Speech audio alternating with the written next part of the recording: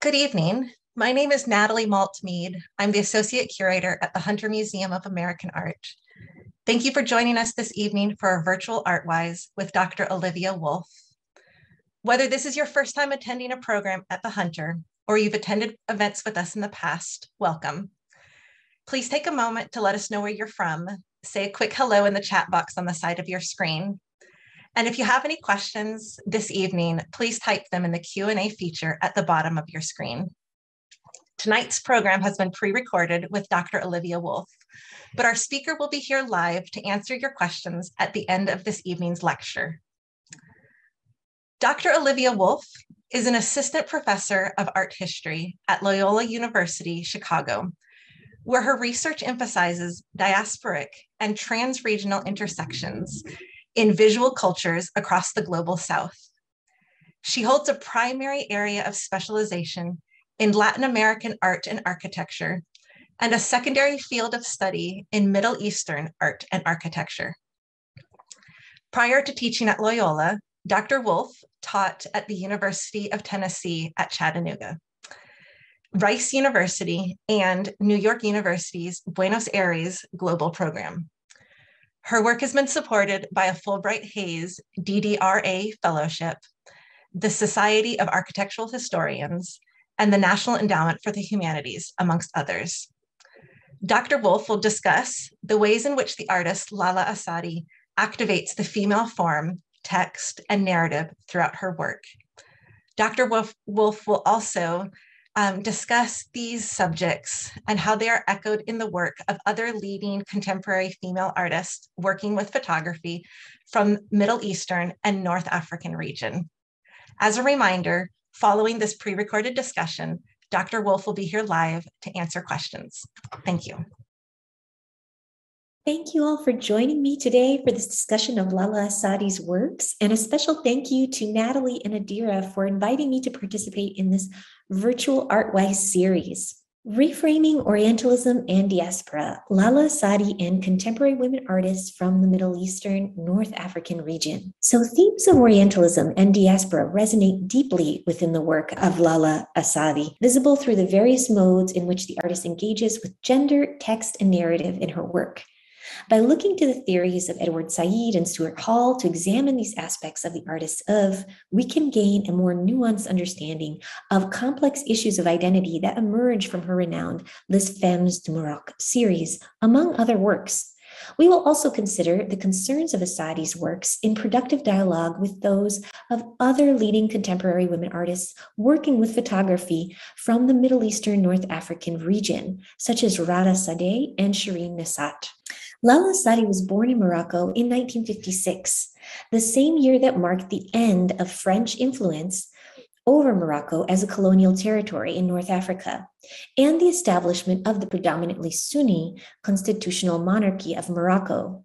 The events of the Arab Spring in 2011 highlighted democratic struggles across the North African and Middle Eastern region, during which Morocco established new constitutional and parliamentary reforms.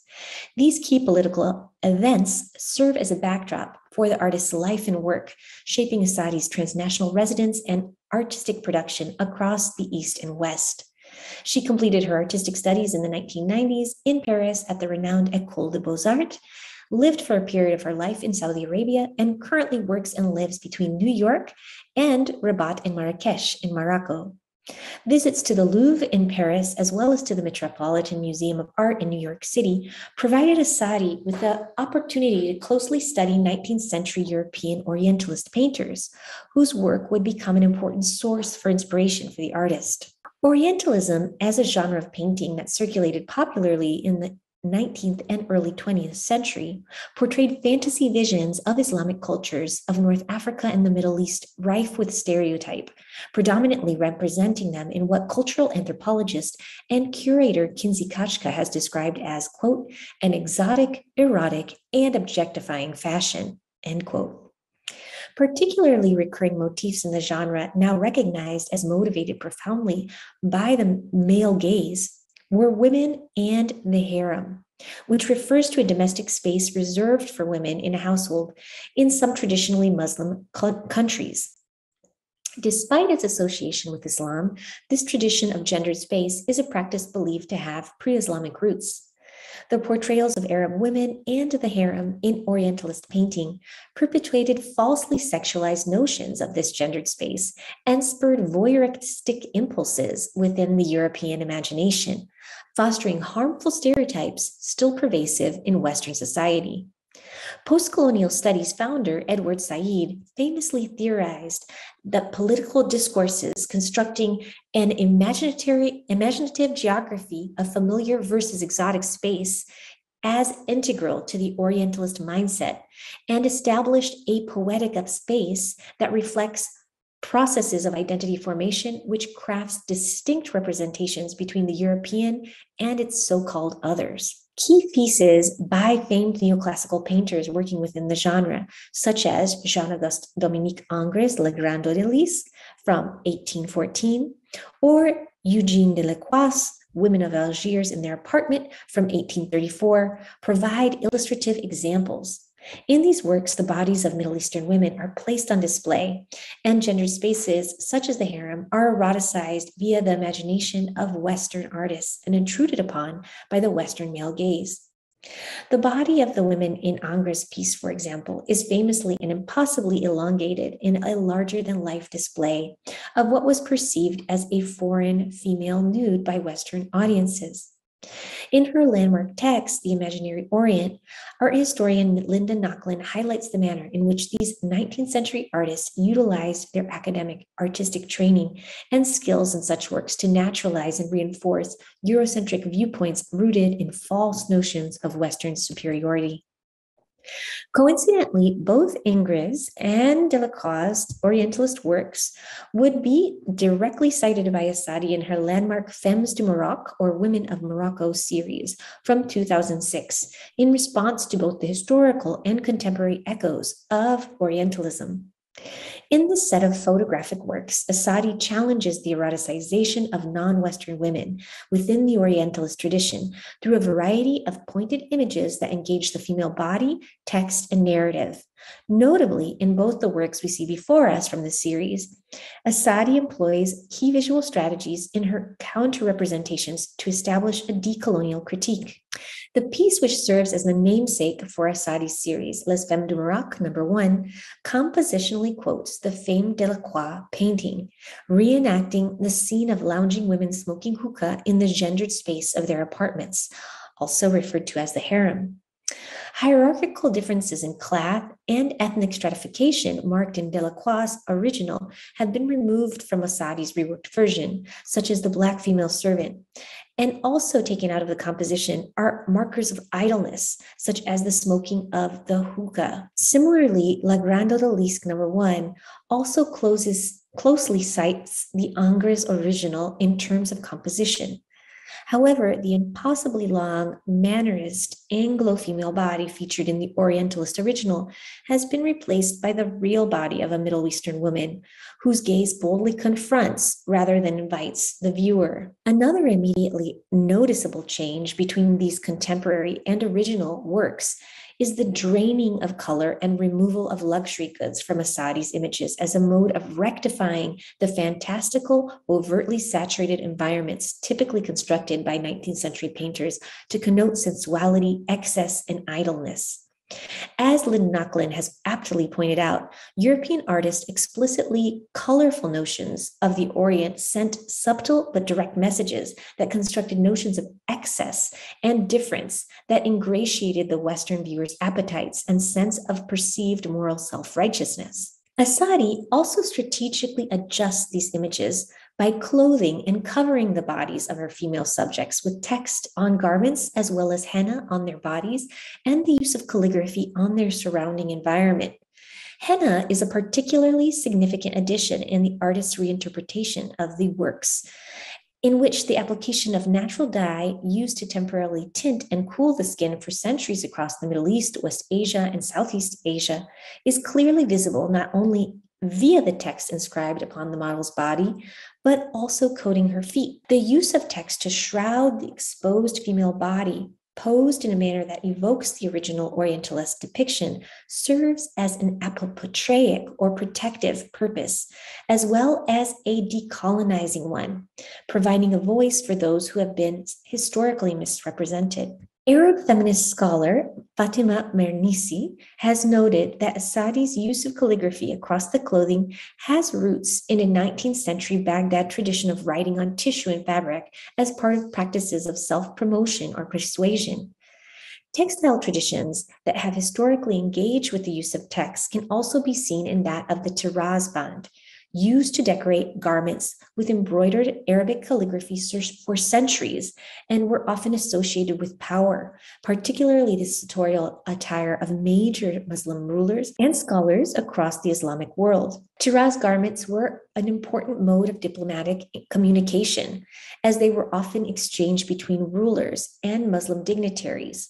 Furthermore, the calligraphic qualities of the tiraz band may also connote a spiritual dimension, as the embroidery tradition has been typically used to decorate the kiswa, or the sacred shroud of the holy site of the Kaaba, which is an epicenter of pilgrimage practice in Mecca. And this kiswa is executed in gold thread and remade on an annual basis. Thus, notions of power and piety are deeply rooted in traditions of covering cloth in calligraphy, and such practices and their symbolic dimensions are activated by Essaydi in her work. The gendered dimensions of writing tied to the male-associated practice of calligraphy and the female-associated tradition of henna also play a role in Essaydi's pieces.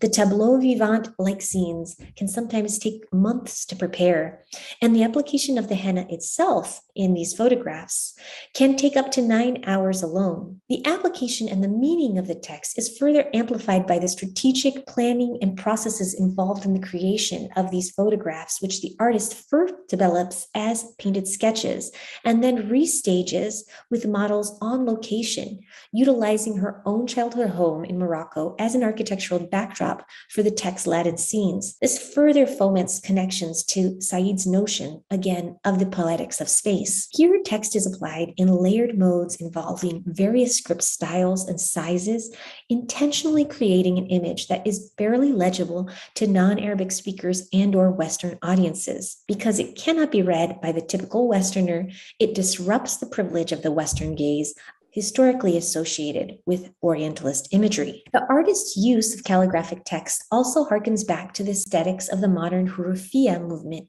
founded by another Middle Eastern woman artist, Syrian-born Madiha Umar, in the mid-20th century. Literally translating to letters of the alphabet, Hurufiyya refers to an aesthetic movement that emerged in the second half of the 20th century among Arab artists who used their understanding of traditional Islamic calligraphy within frameworks of modernism. Distinct to Essaydi's use of full-phrase text, Hurufiyya often isolates the letter form alone in modes that resonate with abstract expressionism.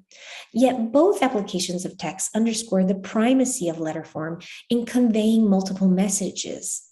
In Madiha Umar's famous At the Concert scratchboard piece from 1948, which we see here, letter forms are reconfigured to convey strong notions of musicality, for example. Later echoes of this landmark movement can be seen in lettrism, which emerged as a sort of later generation of the Hurufiyya movement around the 1970s. Lettrism alternately incorporated often indecipherable writing within the body of the work to invoke the illusion of calligraphy, or made use of its forms as a structural element, thereby deconstructing the letter. Again, while these modernist movements engage with text in distinct modes, aesthetically speaking, these precursors to Essaydi's innovative use of Arabic calligraphy acknowledge and activate Arabic text as a visual marker of palimpsest symbolic meaning and a critical carrier of knowledge. Interestingly, much of the intentionally elusive and difficult to read or interpret text included on these images is based on Essaydi's own poetry, prose, and journal entries, which reflect her personal experiences as a Moroccan woman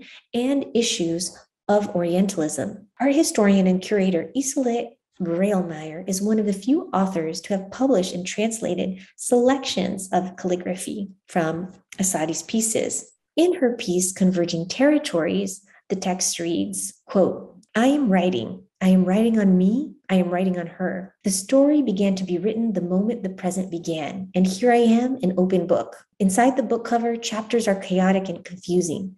The cover says more than the books. Some paragraphs are written and rewritten, and some are completely erased with the hope that they will never be read. Some are boldly typed to stand out. Some pages are ripped out, freshly cut. Paper cuts make the reader bleed at all times, reflecting the persona inside. Some chapters are written for me by authors known and unknown. The more you read, the more I recollect. The more I understand that expectancy is a sharp razor blade tearing at the pages and disrobing the soul. The more you read, the more I know, the more it is impossible to stand guilty outside, and I stand inside, buried in my translation, painting behind the words that are carried along by the vital forces far greater than my own. I am a book that has no ending. Each page I write could be my first. End quote. Thus, while the script itself is intentionally challenging to read, the text Essaydi has interspersed within the body of her carries covertly agentive messages, which claim the generative acts of writing, reading, and translation as a pathway towards deeper knowledge of the artist's gendered subject. In addition to the decolonial concerns of these works, themes of diaspora also play a powerful role in Essaydi's pieces. In his landmark 1990 text, Cultural Identity and Diaspora, Stuart Hall argues that, quote, diaspora identities are those which are constantly producing and reproducing themselves anew through transformation and difference, end quote. As a Moroccan artist deeply shaped by her lived experiences abroad, in Europe, Saudi Arabia, and the United States, Essaydi is keenly aware of Orientalist imagery as a vehicle for constructing messages of difference historically, and agentively appropriates its visual codes while challenging misrepresentation to provide new meaning in her work in a contemporary diaspora context. Essaydi recently described the aims of her in an interview for Asian art newspapers, stating, quote, when I went to the US and I started studying at the university and talking with people who specialize in Orientalism, I started to see a trend that seemed to say a lot of people believed that this is exactly what life is like in our culture. It is so wrong, especially when they think that women are just being sequestered in a quarter for a man's pleasure. However, the naked imagery of Orientalism is now replaced in contemporary times by the image of oppressed women, helpless women that needed rescuing. Seeing what was happening, I had to go back, study again, and see what is wrong with these images and how they imprinted themselves so vividly on other people's way of viewing the Arab society. It was very clear the path I needed to take, end quote. Essaydi has also highlighted the importance of dialogue in her work, declaring, quote, that is what I'm looking for from both cultures, either the Western world or the Arab world. This work is based on my personal history and it is autobiographical. I do not represent all Arab women. Each one has a different experience within my own culture, let alone the other Arab cultures. It would be doing the same thing as these Orientalists are doing by putting all the women into one category, which is not the case. Clearly, there is a dialogue and there are differences. The work makes it possible to talk about those differences and similarities, end quote. In this sense, as the interview with Essaydi reveals, her work has been deeply informed by her encounter with deeply entrenched stereotype as part of her diasporic experience, while recognizing its ties to Orientalist imagery and the manner in which those forms and messages have dispersed over the globe. Like Moroccan-born Lalla Essaydi, Palestinian artist Lalla Essaydi and Iranian-born Shireen Neshat are contemporary artists from the Middle East who have lived and produced works in diaspora for a large portion of their lifetime. Similarly, these artists seek to challenge perceptions of contemporary Middle Eastern and North African women in the West. In another parallel, these prominent artists also activate photographic imagery of the female body via text and narrative to make powerful statements to counter stereotype and complicate prevalent gendered and ethnic misrepresentations.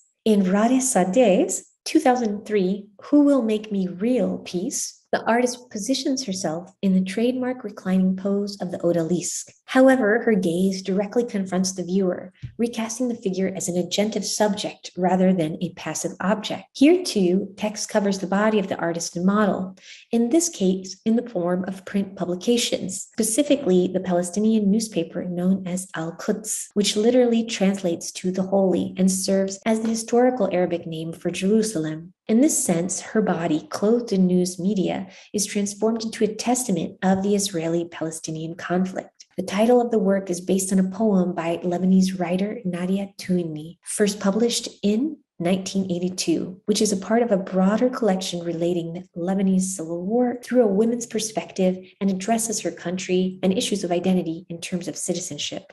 Nishat's untitled work from the Women of Allah series from 1995 also makes strategic use of text and gendered imagery to complicate portrayals of Muslim women via black and white photography. In this particular image, the viewer encounters a profile view of how an Iranian woman in a ceremonial white chador, a flowing garment worn by women that functions as a Shia symbol of mourning, and is also seen as a symbol of solidarity against Western imperialism. A striking inscription is visible along the interior hem of the chador, reading, quote, "Give me your hands so I can be held," end quote. While many inscriptions in this broader series draw from the modernist poetry of authors like Farrokh Qasad and Terere Safarazadeh, the artist does not provide a specific source for this particular image. Nonetheless, the Metropolitan Museum of Art highlights the text's origin as a popular prayer. While the gesture and posture evoke prayer, the image itself is disrupted by a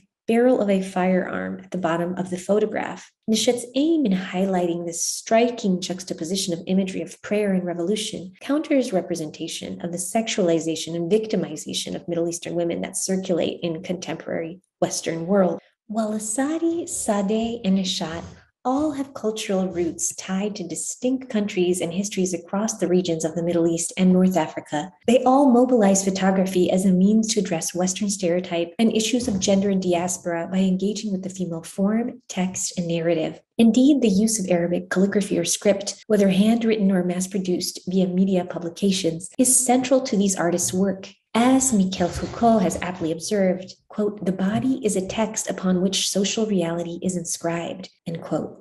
By covering the bodies of Middle Eastern and North African women in text in a wide variety of modes, these artists give new voice to a long misrepresented subject within the Western tradition and allows the viewer to consider alternative narratives and readings of the women represented. As Islamic art historian Zeynep Çelik has poignantly noted in her key text, speaking back to the Orientalist discourse, this, quote, "Hearing other voices complicates the meanings and contextual fabrics of the art objects and disrupts inherited historiographic legacies," end quote. By engaging the viewer in the unexpected act of reading historically marginalized voices through the use of text in their work, Essaydi, Sadeh, and Nishat all powerfully connect back to modern traditions that engaged with Arabic in artistic practice while challenging Western assumptions to spur new dialogues and understanding surrounding the representation of Muslim and Middle Eastern women. Thank you.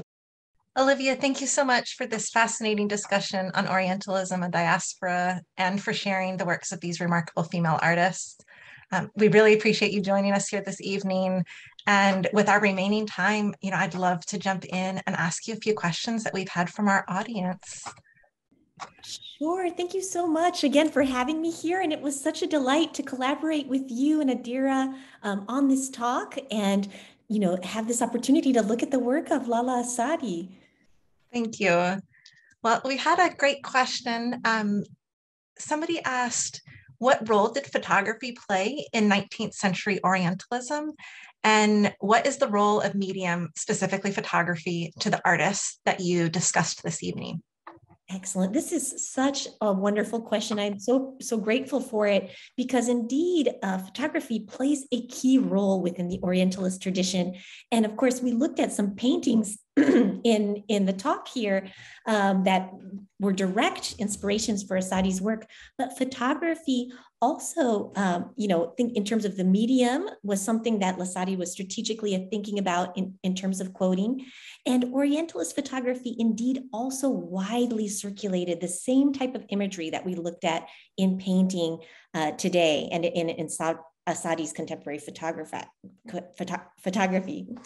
So we can think about European Orientalists taking photographs and staging many of these scenes of the harem, or actually also works that we might consider costumbrous scenes, in which the sitter was invited to wear costume dress and pose as a traditional musician, for example, or even pose in biblical scenes. And these images had a wide appeal for European audiences, particularly in the 19th century, when we can think of exhibitions like the World's Fair making such imagery particularly popular and appealing to a global public. But Orientalist photography also sought to capture images of monuments in this time. So we can think of amateur scholars, such as Max van Bierkum, right, who would take photographs of key monuments across the Middle East as part of kind of a documentation of the patrimony of these monuments. And interestingly enough, we also see photography employed by Middle Eastern amateur photographers and leaders themselves.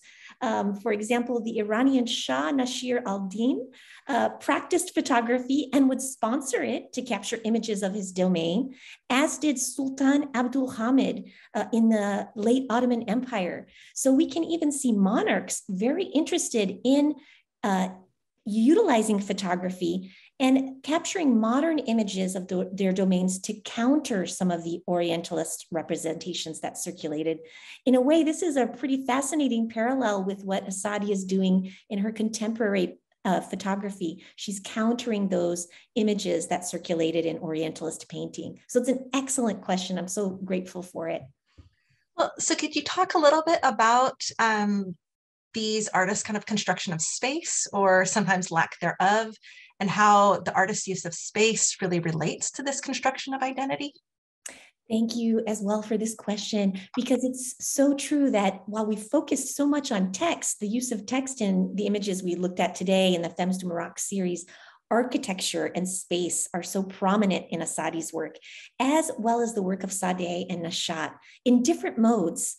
So it's interesting when we look at Essaydi's pieces, we can think of the importance of her shooting on location, and in particular shooting within the architecture of her own childhood home, but also key monuments such as the Dar el Basha, which was a palace built in the 1900s, early 1900s, by the Sultan of Morocco, Sultan Moulay Youssef. So there are key sites being quoted or referenced in the photography of Essaydi. And when we look to Sadeh's work, although the pieces that we looked at today made reference to Orientalist paintings in more sparse modes, her broader of also cites Palestine, particularly the Palestinian landscape. So we can see in works like Vacuum, the landscape playing a key role there. And that is similar to Nashat's work as well. Nashat and Sadeh both use photography and video prominently in their pieces. And whilst often they will focus on the female figure, as with the works that we saw today, they will also incorporate a broader landscape or interior element to their pieces. In Nashat's work, particularly in works like Rupture, she's turned her lens toward interior spaces and considered how gender operates in those spaces, as well as the landscape. So yes, architecture and the landscape in terms of space playing a key role in all of these women's works. Well, and in terms of the figure, one of our guests asks, points out that most of the women that are seen in these photographs are in these kind of static poses and not seen as active. And they're asking, is this a normal representation for these artists, or is it seen more as a play against earlier misrepresentations? I would say that it is really seen as a play against earlier misrepresentations, but I would also invite us to consider how we could see even these more static poses, or what might appear as a passive pose, as agentive. So if we look closely at some of those postures, we might see that the models or the sitters are looking very clearly out at the viewer. And so while their body might seem passive, their visual gaze is actually very active and agentive. And we see that very prominently in all of the works actually that we've looked at today. So yes, I think they may appear passive, then there's certainly references to those Orientalist works but they are also active in other modes. And for those who have, seen the exhibition at the Hunter Museum of Art featuring the works of Lalla Essaydi, visually, her works really run this gamut in terms of color, ranging from these kind of more muted, monochromatic, to really these kind of bold jewel tones. Do you see her distinct color palettes as setting different messages, specifically related to Orientalism? This is an excellent question as well. All of these questions being so great today. Thinking about the color palette in Essaydi's pieces, and of course, the works that we looked at today in the Femmes du Maroc strategically drained color as we considered together in the talk. But in the pieces on display at the museum, you have this vibrant harem series, for example, where color is richly incorporated into the architecture and the garments featured on the models. And here we can also see kind of a strategic talking back to the Orientalist discourse, to use the words of Zeynep Çelik. When we think about how color is employed here, we see it pristinely and really gloriously applied to North African architecture. In the harem series, for example, she is photographing that set of images in this key monument, the Dar el Basha. And that is a beautifully restored monument, which features all the trademark elements of North African architecture and part of a broader array of Islamic architectural elements. So we can see zellages, these stellate patterns that are beautiful, multicolor, star-like shapes that appear, or tessellate patterns that appear. So there's this celebration of pattern and color taking place in traditional Moroccan architecture that is beautifully on display in these images and in pristine condition. And in some ways, the way that palace is so beautifully maintained talks back to Orientalist representations. In the 19th century, we saw many paintings of beautiful monuments, but always portrayed in decay.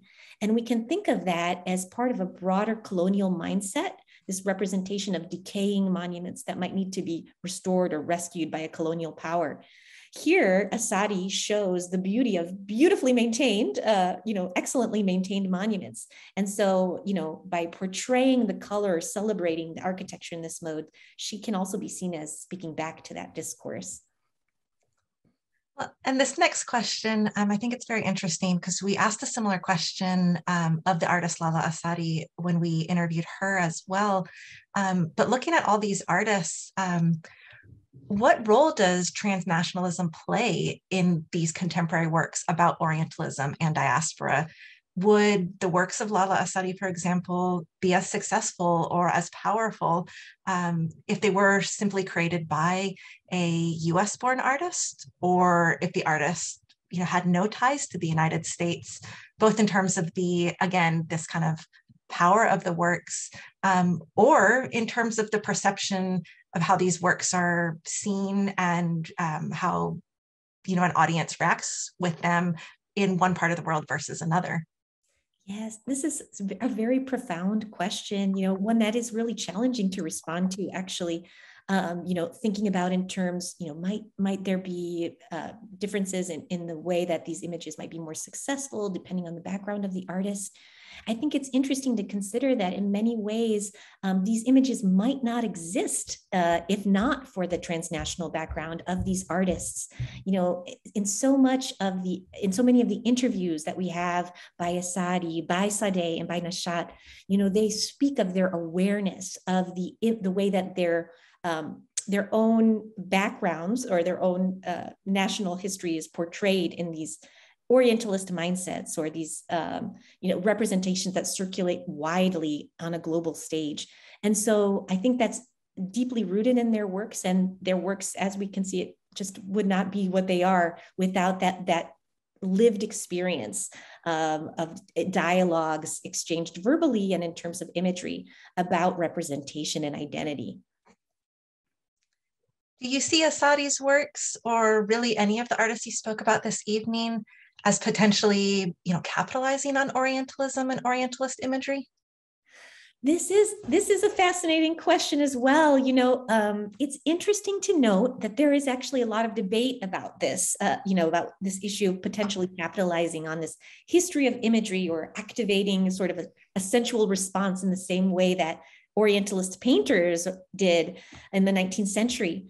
But I think what is so important when we look to the work of these artists is that they really have prolifically studied these movements, right? So, for example, in an interview with Asian art newspaper, Essaydi discusses how she deeply spent time with Orientalist works, and she tries to explicitly vocalize how she's drawing upon this imagery and draws awareness to this imagery. So, in some senses, those who encounter her works might be seeing this type of imagery for the first time.